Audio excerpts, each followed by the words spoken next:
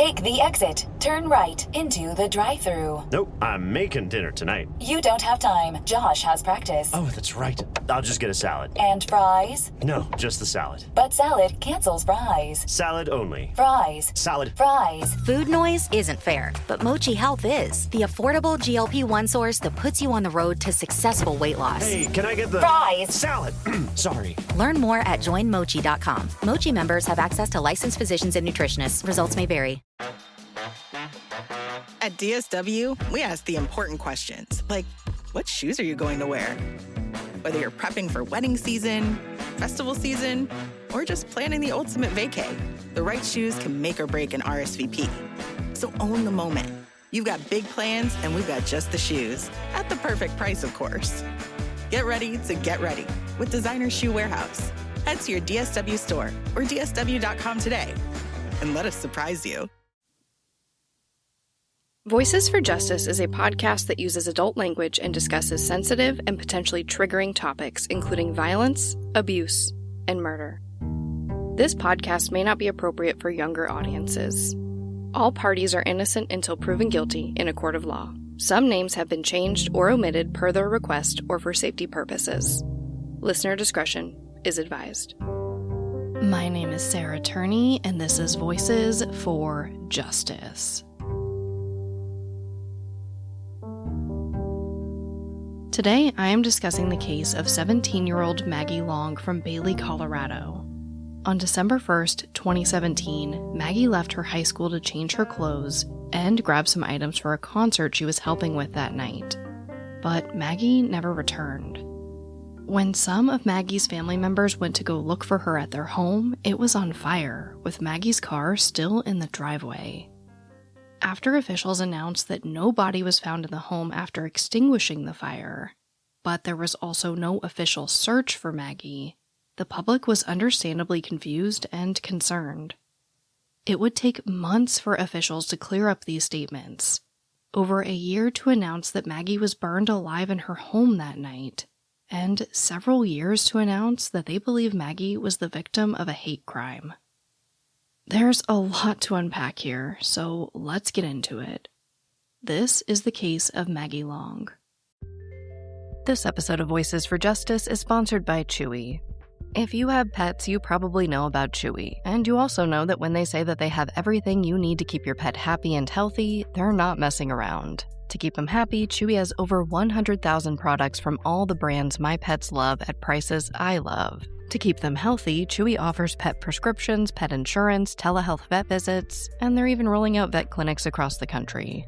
I've been shopping with them for a very long time. And in addition to the auto-ship feature that gets the dog's food to them every single month, I also love to experiment with different treats. But I'm a bit picky. For me, it has to be high quality with simple ingredients. I recently picked up treats from Shepherd Boy Farms that are 100% just chicken breast. Popcorn and Heber are already obsessed.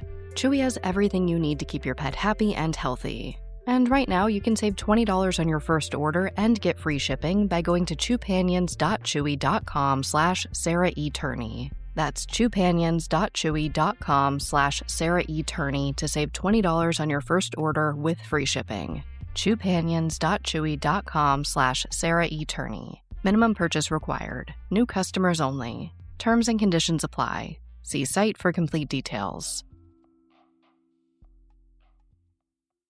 Maggie Long was born on December 17, 1999, to her parents San and Heather Long.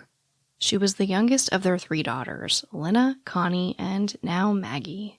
Heather and San Long worked hard to provide a good life for their children. Both were born in a refugee camp in a Chinese community in North Vietnam. During the Vietnam War, they fled to the U.S., where they opened a variety of businesses and invested in real estate. Maggie grew up in the small town of Bailey, Colorado. Bailey is a secluded mountain town, but it's only about an hour away from Denver. According to the Long family, Bailey was a tight-knit community with only about 10,000 residents in 2017. But the community was a bit divided.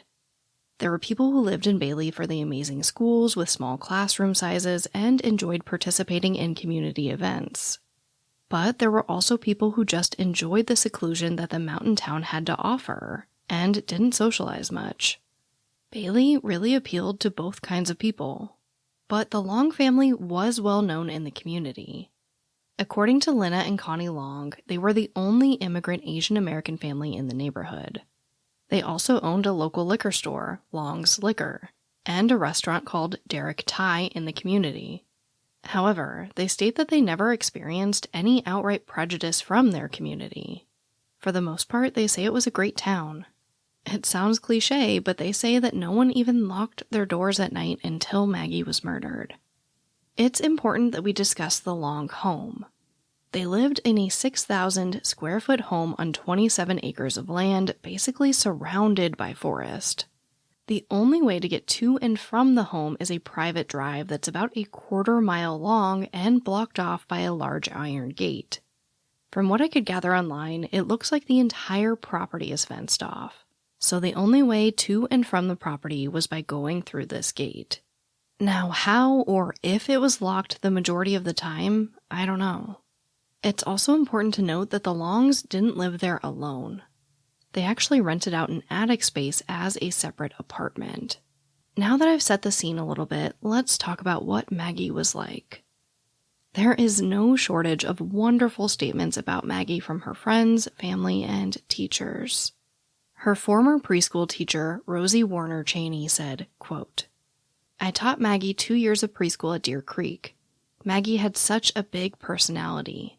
She was smart and strong.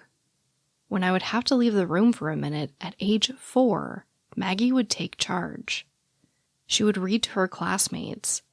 Every morning she would place a chair next to mine, believing she was going to co-teach. I loved her so much." End quote. In an interview with Court TV, Maggie's sister Lynna tells them more about Maggie and just how caring she was. It's hard to sum her up in one event. I think it's just, remembering her little quirks, just the way that she would apologize to inanimate objects for bumping into them. She was seriously the most sweet, kind-hearted person. And one time she called me. She was doing a road trip up to visit me when I lived out of state. And as she was driving along, a bird came in her trajectory and she hit the bird. But she, pulled over crying about it, had to call somebody. And that just, really shows like that level of sweet sensitivity. In 2017, Maggie Long was a senior at Platte Canyon High School and a straight-A student. She was involved in a ton of extracurricular activities. She spent some time playing softball, she was on the speech and debate team, she helped her college preparatory government team make state finals, and she was heavily involved in drama at her school, as well as working at the Venue Theater in the city of Conifer. It's a girl. Yes, of course, I can see it's a girl. It's a girl! Represent! Now, you here? That's not at the house. I will actually do most of the talking. A word, just a word. That's all I'm asking for. Buddha. Huey.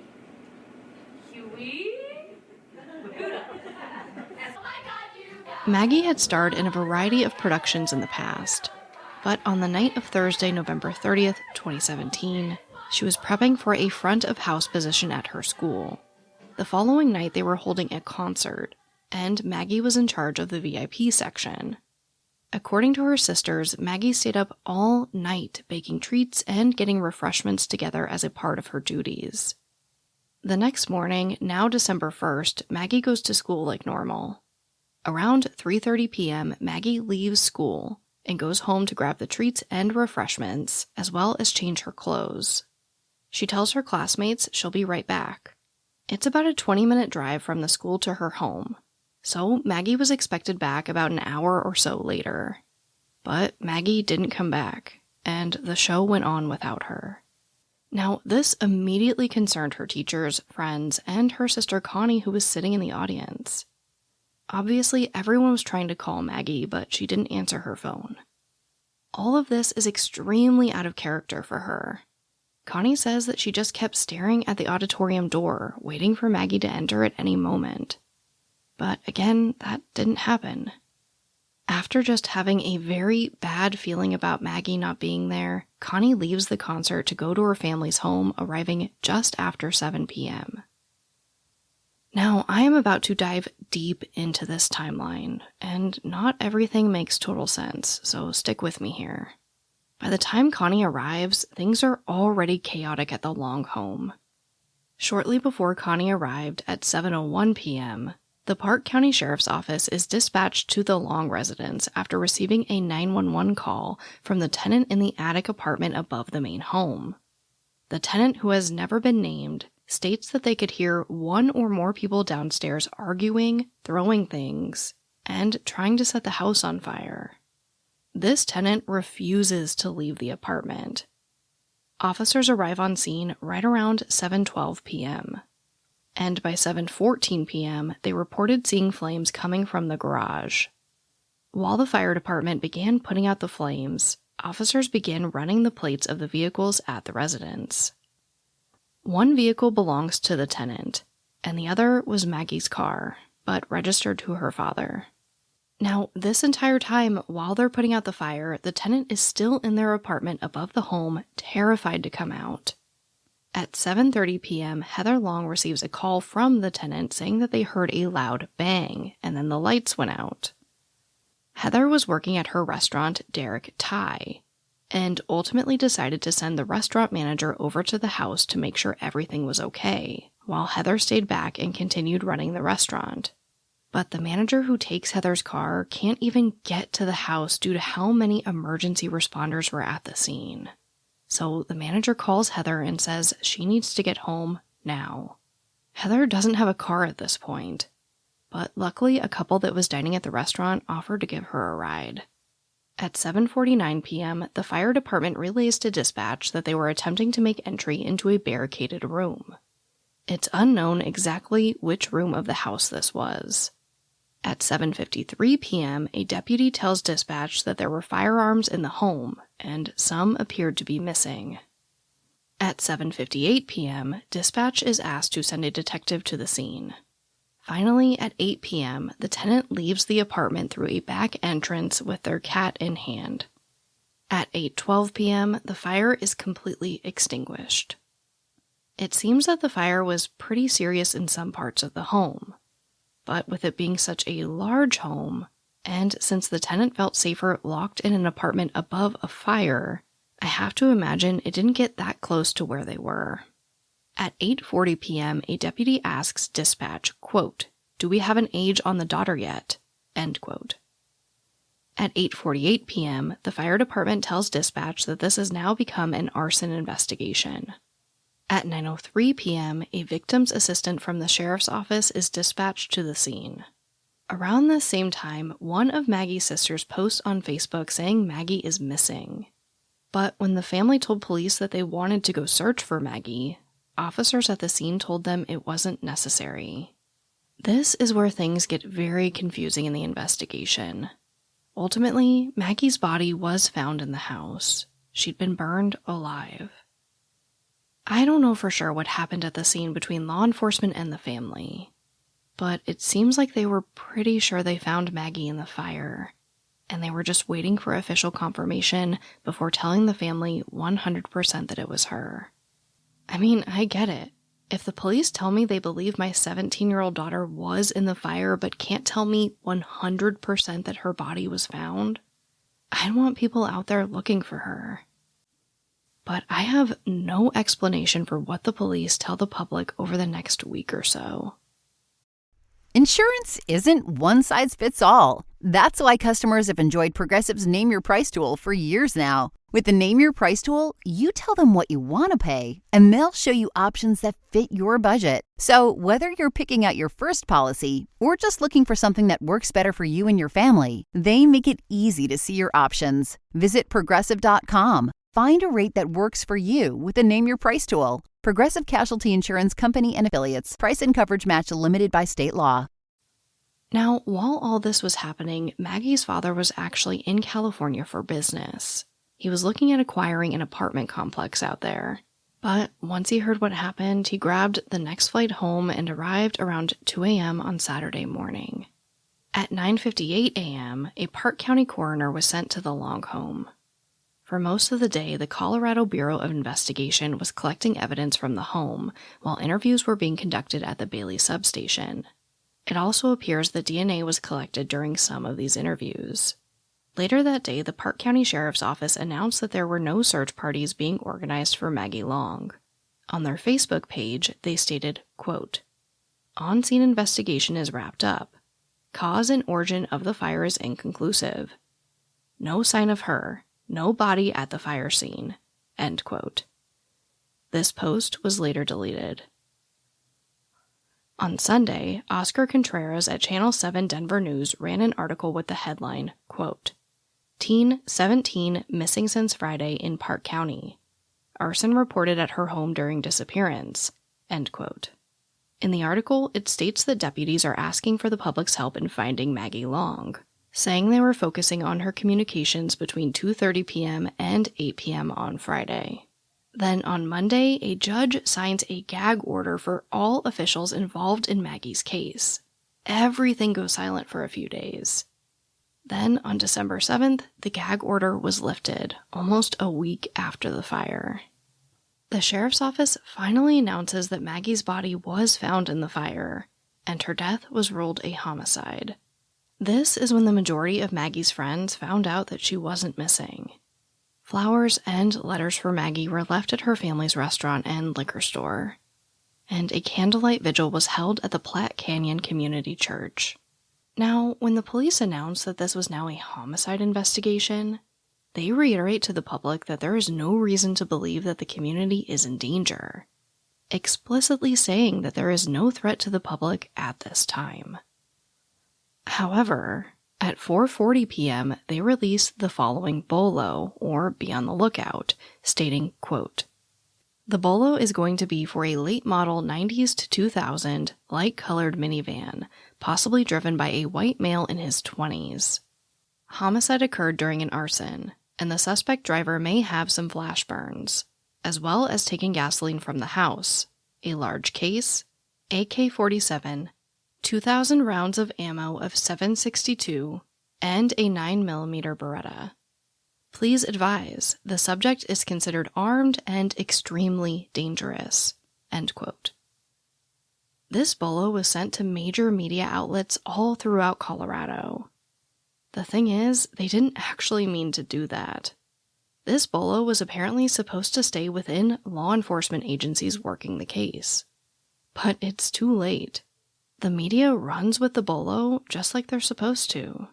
The sheriff's office would later release the following statement regarding this situation.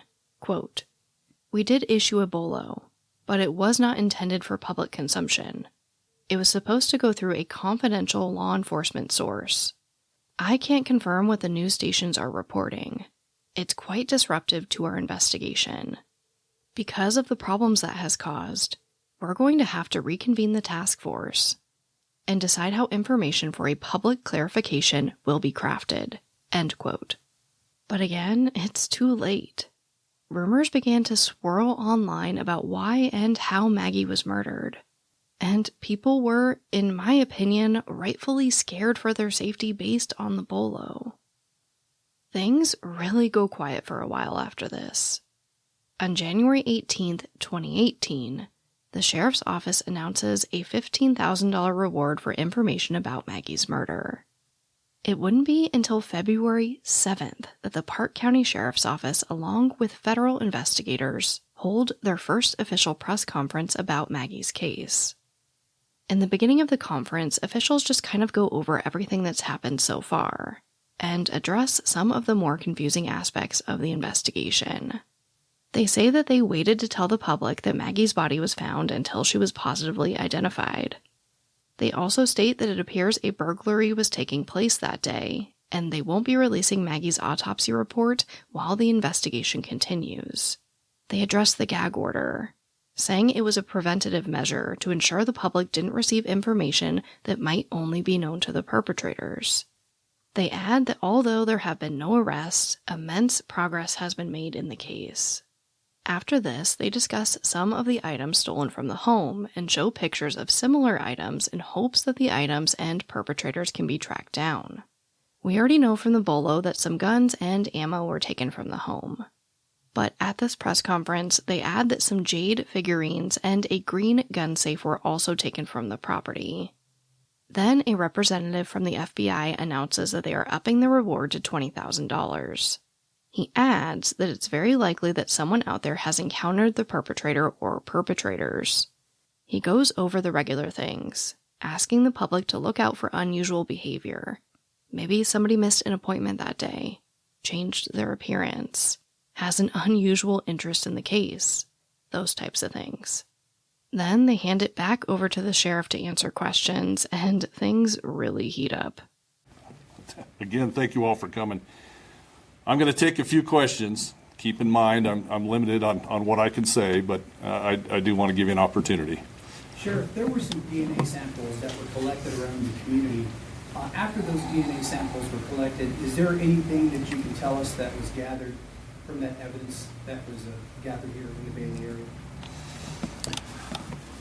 I can't speak about the results of the DNA that were collected, but what I can say is that it wasn't done randomly. Or it was done randomly. It wasn't done. I think some of the comments I heard was we were going up there, going door to door, just collecting DNA.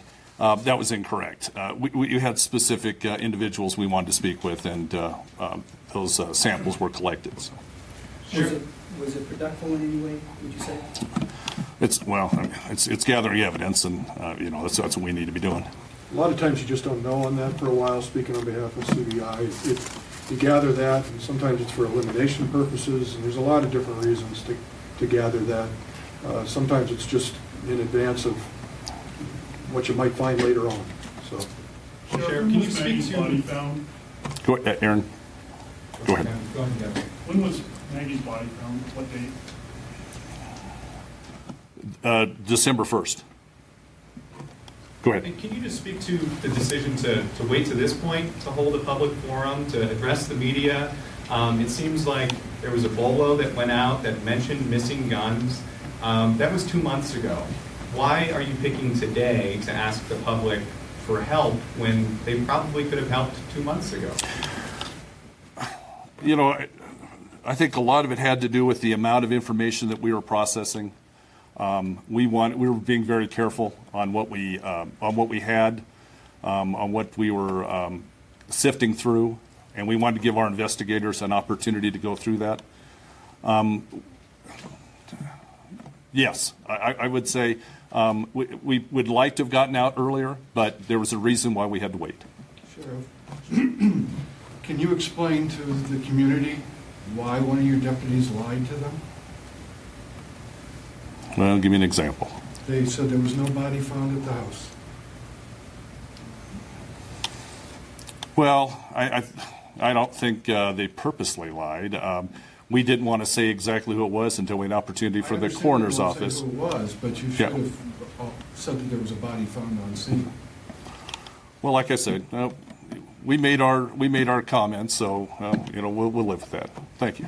Sure. Yes, ma'am. Can you tell me if the Long family is cooperating fully with the investigation? You are correct. They are. To add to her question. Sure. Has the Long family indicated to you in any sense that whoever did this might be known to them? How would someone know that there's a safe with those weapons and I would imagine jade objects that are fairly expensive? When they target it, they know the people who might have done this. Well, the Long family's been very cooperative in this entire time, and we've been working with them. Were there video cameras in the home that would have seen any of this or captured any images of the suspect? Can't comment to that. Sheriff, can we go back to that bolo? That information was broadcast and picked up by media outlets. There was some confusion there if that was supposed to be released or not, and kind of what happened with that. Is it safe to say that the information that was included in that bolo is still valid today with a description of a person that you were wanting to look at in a vehicle description? Other information in that bolo seems to still be accurate. The description of a green gun case or safe and firearms that were listed, that information still seems to be accurate. So is the rest of that information in the bolo still accurate? You're right. That was not supposed to be released. That was something that was supposed to go out to law enforcement sensitive. So we have to eat that. We have not been able to confirm that, so I don't want to say anything more about it. But yeah, it was our mistake. Yes, ma'am. What's the difference between releasing these images and not telling us how the autopsy report is out today, but you still are not releasing it to the media? What's the difference between releasing this? I mean, doesn't that identify the person as well? Isn't the person watching that did this could say, I mean, isn't that just as identifying as how she died? No. We want to get this out because it's the items that were stolen from the home. Sheriff, you mentioned a tenant or a 911 call from a tenant who was not a member of the Long family? Correct. Did that tenant see the people or hear anything inside the home? Can't confirm or deny that. Have you brought anyone in for questioning to your headquarters to ask them if they might have had anything to do with this? Well, we've conducted a lot of interviews. Do you know how many? Can you tell us how many interviews? Ballpark? No, I can't. Like dozens? Can you tell us if there was any signs of forced entry to the home, indicating whether or not that Maggie interrupted them or if they interrupted Maggie? Can't comment to that. Sure, seems like not a sexual assault was involved. What's that? Can you say whether or not a sexual assault was involved? No, I can't. The community really involved in this, watching this closely, every move, trying to, of course, get information because there's a lot of fear out there in the community. I don't feel like some of the folks that we've talked with, even up to today, that has changed. Moving forward, how do you plan on keeping the community updated as this case moves forward? Sure. So the information we've gathered, there is no threat to the community. The circumstances, we continue to work around the circumstances surrounding Maggie's death. That being said, with any situation, we call upon the community to report any suspicious activity. We're hopeful that we can put out more information as it continues, but we want to give our investigators every opportunity we can to conduct a good investigation.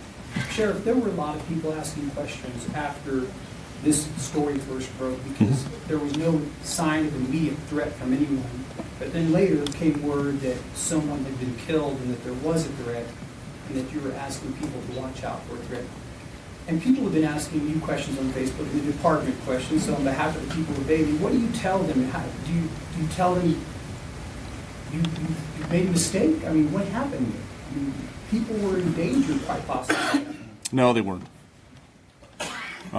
We've looked at this situation. We've got investigators working on it. We wouldn't have left if we'd have thought that there was a threat to the public out there. We continue to work very hard with our federal and state partners in trying to make sure this is solved. Last question. Can you just talk a little bit more about that? I mean, especially with, missing guns, AK-47 style rifle. How do you justify saying that there is no risk or no threat?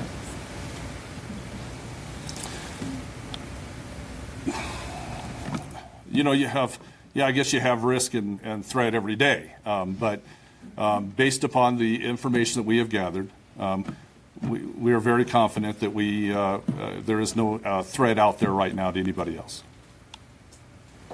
I think that'll wrap this question and answer session. As information becomes available, the Clark County Sheriff's Office will release that. At times they've asked the CBI to push that out to our media outlets, so just be on the lookout for updates in the future.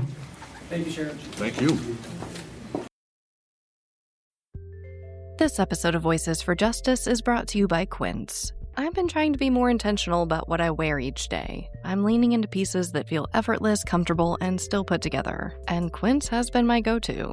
The fabrics feel elevated, the fits are flattering, and everything just works without overthinking it. They use premium materials like 100% European linen, organic cotton, and ultra-soft denim. And the best part? Everything is priced 50 to 80% less than similar brands. They work directly with ethical factories and cut out the middlemen, so you're paying for quality and craftsmanship, not brand markup. I recently just ordered their tiered linen dress, of course in black. I wanted to pair it with one of my favorite pairs of brown wedges. The problem was, I didn't have a brown purse. So I got that from Quince too. It's one of my favorite outfits. It's easy, effortless, and feels amazing, especially as we're getting a little bit warmer here in Phoenix. Refresh your everyday with luxury you'll actually use. Head to quince.com/justice for free shipping on your order and 365-day returns. Now available in Canada too. That's QUINCE.com/justice for free shipping and 365-day returns. Quince.com/justice.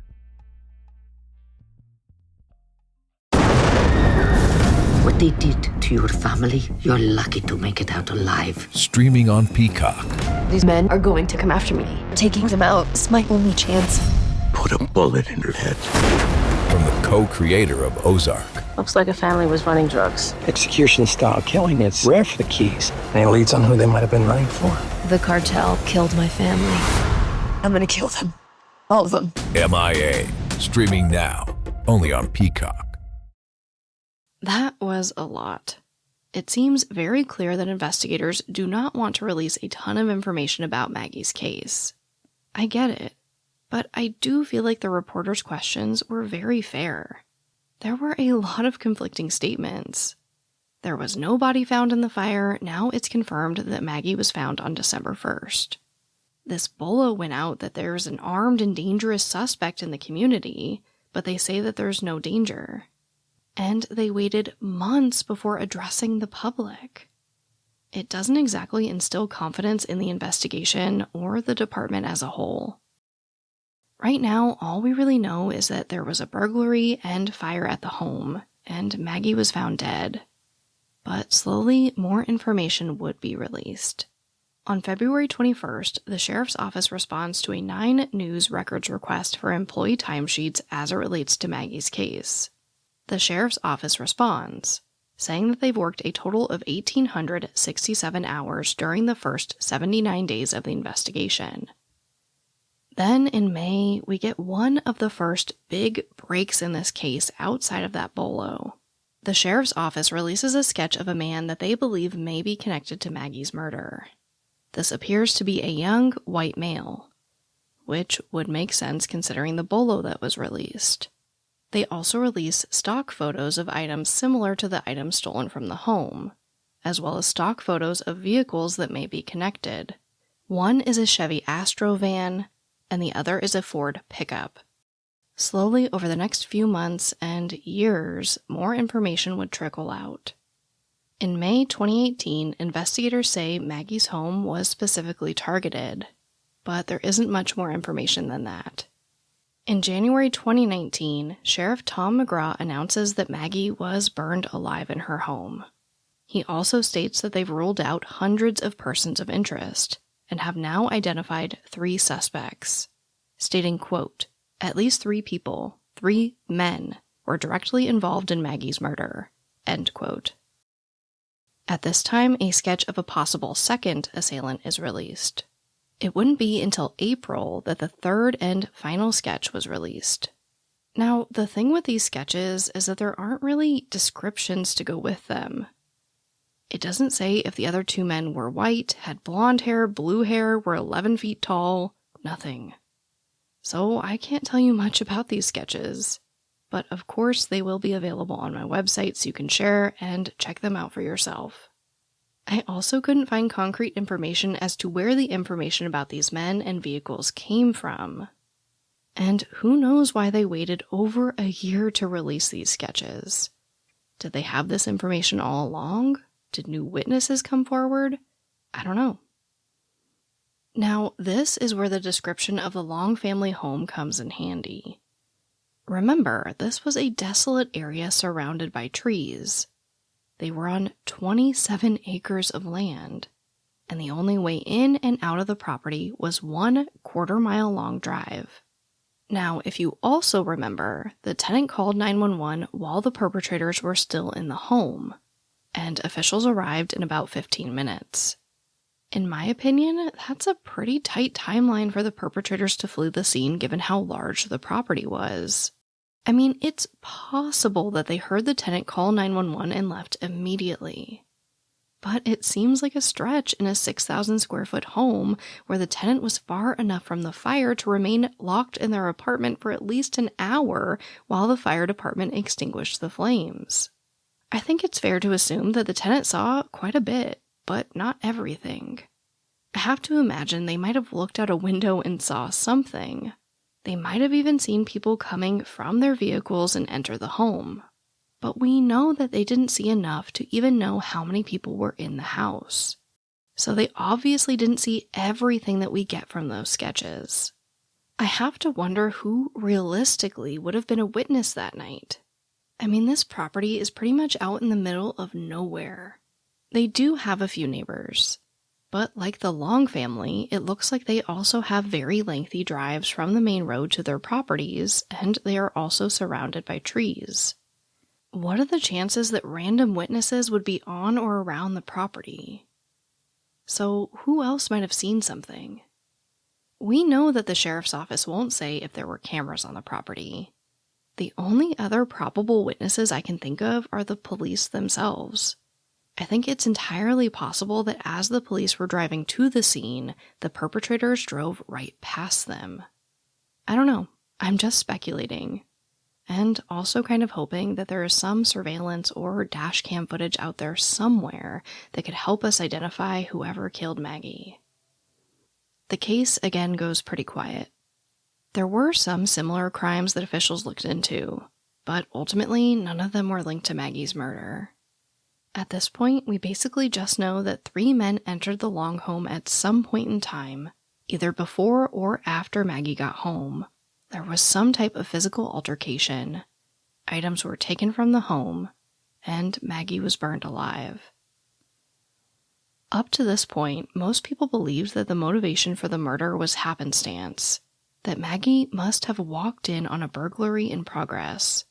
She was killed, and the fire was set to destroy any evidence. But then, in May of 2021, the FBI makes a major announcement. They say Maggie Long's death is now being investigated as a hate crime. Like pretty much every other announcement made in this case, this too is shrouded in secrecy. Which is fine. I get information needs to be protected. But I also have to tell you why I don't have a concrete answer as to why this determination was made. When 9 News asked the FBI what led them to make this decision, they were given the following statement. Quote, "The FBI is investigating the murder of Maggie Long as a potential hate crime matter. A hate crime is a criminal offense against a person or property motivated in whole or in part by the offender's bias against a religion, disability, ethnicity/national origin, sexual orientation, gender or gender identity." End quote. The FBI did put out some other statements, but they're all about the same. The Long family also released a statement, quote, "Our family appreciates the outreach, kind words, and continued fight to find justice for Maggie. The reclassification of this case has brought light to a new angle that may bring answers. We are driven to find those responsible for such a heinous crime done to our innocent sister and daughter." End quote. Connie Long has stated publicly that the Colorado Bureau of Investigation told her this decision was tactical and not prompted by a specific development. She says the classification was to help get more funding and resources for the case. However, in an interview with Court TV, her sister Lynna says it's hard to imagine that hate wasn't a factor in such a brutal crime. I think when you look at the crime that occurred, it would be hard to say that the brutality and violence of the crime got to that level without there being another factor of extreme hatred. And so, you have to wonder then, why was the crime so hateful? Why did she die in such a violent, brutal manner? This is not a death that was accidental. It was completely intentional.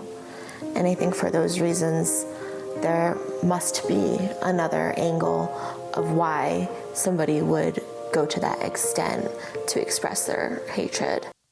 Obviously, the whole family hopes that this new approach will lead to answers and justice for Maggie. This is pretty much where Maggie's case is today. No suspects have been named, and no arrests have been made. Like most of the cases I cover on this show, we are left with a lot of questions. What happened to Maggie between the time she got home from school and the time officers arrived nearly 3 hours later? It's a scary thought, but 3 hours is a long time. Is there video of these 3 men? Will more information be released? What happened with all of that misinformation early in the case? And most importantly, what happened to Maggie? Who did this and why? I don't know, but in an interview with Court TV, Lena Long discussed her theories. So, we know the facts as others do. And looking at what happened, this was not a burglary that went wrong. After more details were disclosed and you see how she was burned alive, this is a violent act of murder, not a burglary or robbery that was, planned. It wasn't efficient, considering the few items that were taken, which are still out there, that law enforcement is searching for, guns and whatnot, but this was not a professional robbery, right? So I think that's why we're looking at race being a factor. Certainly gender may have been a factor, and I think in these ways, this is a discrimination case. Would the violence have gotten to this level if she were not a woman? Would the violence gotten to this level if she were not a minority in the community or perhaps other compared to the suspects? And, perhaps our family background, running restaurants, being Asian, made us a target in terms of the timing of the initial incidents. But, we keep in very close contact with the FBI and updates on their investigation. And as we spoke to earlier, Park County is a small population. They have limited resources. So working in conjunction with the FBI is truly important for making progress on this case. And that's why I believe the FBI sought additional resources by declaring this case as a hate crime. Because at the end of the day, the bias factors of her being a woman and her race were true in 2017. And I think now that resources have opened, hopefully we will have more manpower to get us some answers. According to the FBI's Uniform Crime Report data for 2017, reported hate crimes against Asian Americans were actually lower than they had been in years. But that doesn't mean these crimes are not happening. Hate crimes against Asian Americans have been documented since the 1800s and have spiked immensely since 2017. And that's just what's reported. Like Lena said, I don't think we can rule out the possibility that this crime could have been motivated by race, economic status, or gender. The Longs never went back to their family home, the home Maggie was raised in. They just couldn't bear it, saying it was all too traumatic. In 2019, the house was put up for sale at land value. The Long family recommended the home be torn down. It breaks my heart. No matter what drove Maggie's killers to commit this heinous crime, it's clear that her family is haunted by this and are in desperate need of answers. There's still that heaviness that keeps us in the past. While her, spirit encourages us to have hope and to move forward, we're still tethered to that night in 2017. And until we get real answers, I don't know if we can really truly move on. That brings me right to our call to action. Please share Maggie's story. And please share the sketches and photos of the vehicles and items taken from the home that night. They will be available on voicesforjusticepodcast.com and my social media accounts. As a reminder, Maggie Long was murdered on December 1st, 2017 at her home in Bailey, Colorado. She was a 17-year-old Asian American female with brown eyes and black hair. The police are seeking information about 3 men believed to be connected to this crime. It's believed that they were driving a late 90s to 2000 light-colored Chevy Astro van and a Ford pickup. Anyone with information is urged to call 1-800-CALL-FBI. You can also submit tips online at fbi.gov/tips. But as always, thank you, I love you, and I'll talk to you next time. Voices for Justice is hosted and produced by me, Sarah Turney. For more information about the podcast, to suggest a case, to see resources used for this episode, and to find out more about how to help the cases I discuss, visit voicesforjusticepodcast.com. And if you enjoyed this episode, please take a moment to rate and review the show in your podcast player. It really does help more people find the podcast and these cases in need of justice.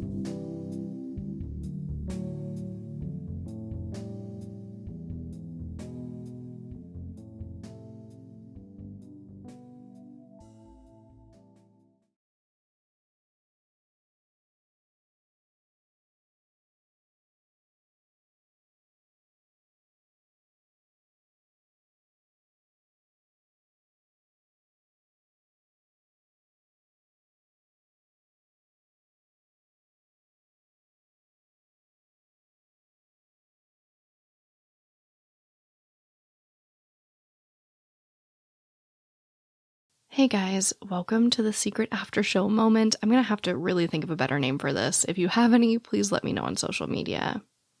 I just wanted to take a second and say happy Thanksgiving to all that celebrate. This episode is coming out on the day of Thanksgiving if you are confused or maybe listening to this at a later date. I announced this on social media, but I just wanted to tell you guys, I was invited to my family's Thanksgiving this year. That's my stomach rumbling, if you can hear that. I'm so hungry. But I said no. And to be honest, I was just trying to shield myself. I didn't want to go through any unnecessary pain, to be totally honest. The trial's coming up. I just didn't want to put myself through it. But the reason I'm telling you is because I don't think I would have had that strength without you guys. It's so hard for me, because there is this concept of parasocial relationships, right? Where it's like influencers, anybody with an audience, whatever, have these weird relationships with their audience. But I don't know, it feels different for me, you guys. You guys were there for me when nobody was. So I hope that that's not weird to anybody. I'm not trying to be manipulative. I am just genuinely appreciative of everything you guys have given me and helped me build here. Including me having the strength to turn down a family invite because I know it's not good for my mental health. I think a few years ago, maybe even if I just didn't have you guys, I think I probably would have caved and just gone because I was so sad and lonely, to be totally honest. But yeah, so I just want to say happy Thanksgiving if you celebrate.